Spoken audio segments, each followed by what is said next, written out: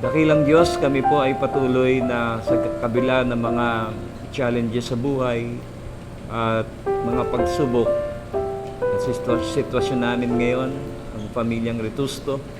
Panginoon, Ikaw pa rin ang Diyos na siyang maasahan na bibigay ng kalakasan at aliw sa puso ng inyong mga anak. Dito lang medyo mas okay ipapin. Aircon. Isisohan kasama namin. Tita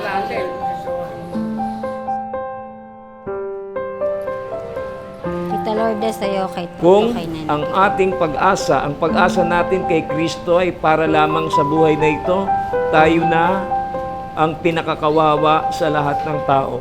Sa katunayan, si Kristo'y muling binuhay at ito'y katibayan na muling ang bubuhayin ang mga namatay na nakipag-isa kay Kristo. Katulad ni Sister Cecil.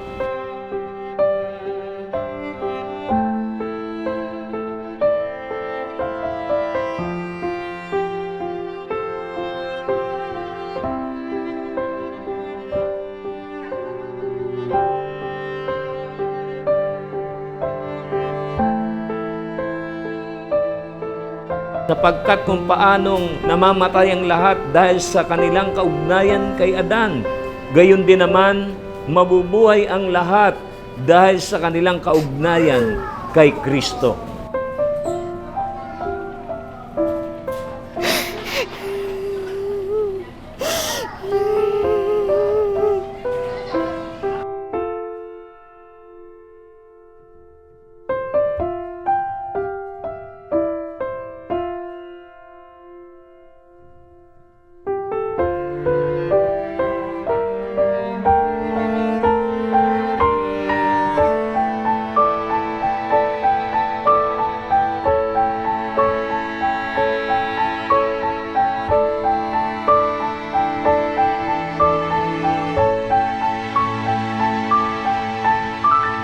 Ang pinakamahalaga na issue sa buhay ay ang destinasyon mo matapos kang mabuhay sa mundo. Dahil kaya tayo nabubuhay sa mundo because of the purpose of God. May purpose siya. Number 1, maluwalhati siya sa buhay natin. Number 2, maipahayag natin ang kadakilaan niya sa buong mundo.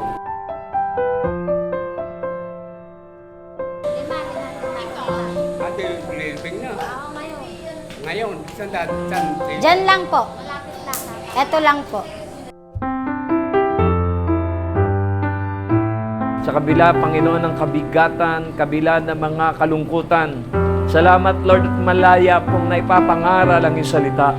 Halos araw-araw, Lord, in this week, sa lamay, ang salita niyo ay patuloy na napapakinggan nila.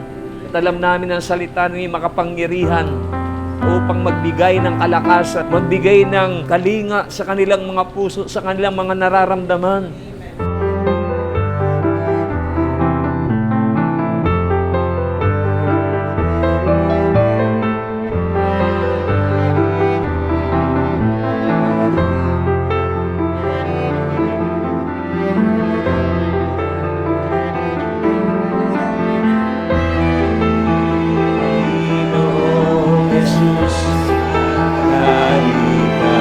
Panginoong Jesus, maghari ka.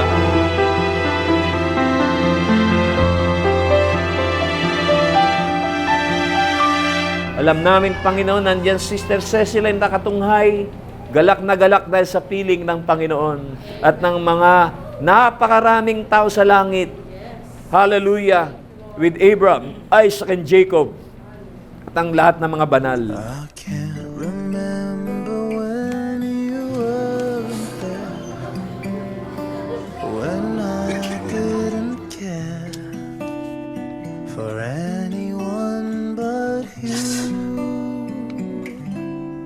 I swear we've been through everything there is.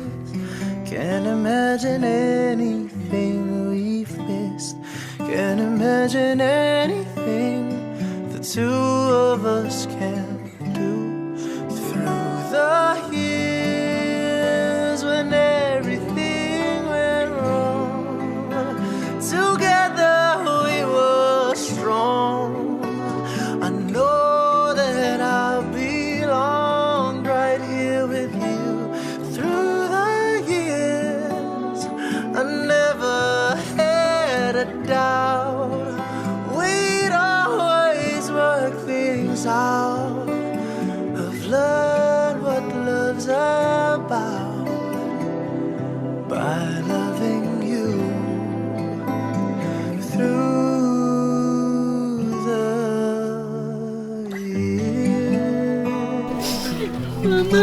you.